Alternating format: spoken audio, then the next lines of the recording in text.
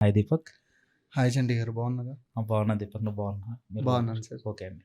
ఇప్పుడు personal loan అనే topic అండి మనకి. ఓకే. ఎందుకంటే చాలా మందికి అవగాహన లేకుండా ఉంటుంది ఇప్పుడు.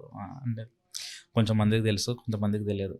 ఏంటంటే తీసుకునే వాళ్ళకి మీరు పర్సనల్ లోన్ గురించి చెప్పే జాగ్రత్తలు ఏంది, ఆల్రెడీ తీసుకున్న వాళ్ళకి పర్సనల్ లోన్ ఎలా పే చేయాలి, ఎలా ఉంటుంది అనే దాని గురించి మనం ఈరోజు మాట్లాడుకుందాం.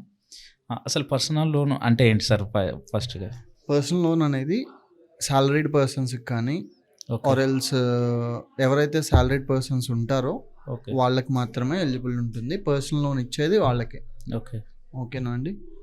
ఇది పర్సనల్ లోన్. పర్సనల్ లోన్ అంటే ఏంటి, అసలు ఎలా నడుస్తుంది, అవును. ఎలా ఇస్తారు అనే దానిలోకి వస్తే, personal loan first eligibility check చేస్తారు. ఓకే సెకండ్, క్రెడిట్ మూవ్ ఉంటుంది. ఓకే లాగిన్ తర్వాత సిపిఏ టీమ్ ఉంటుంది. అంటే మనం ఇచ్చిన డాక్యుమెంట్స్ అంటే ఏమి ఇస్తారు, ఓకే కస్టమర్ యొక్క 3 months పే స్లిప్స్ అడుగుతారు. ఓకే వర్కింగ్ అయితే, ఓకే వర్కింగ్ కావు కానీ పర్సన్ సెల్ఫ్ ఎంప్లాయిడ్ ఉంటారు.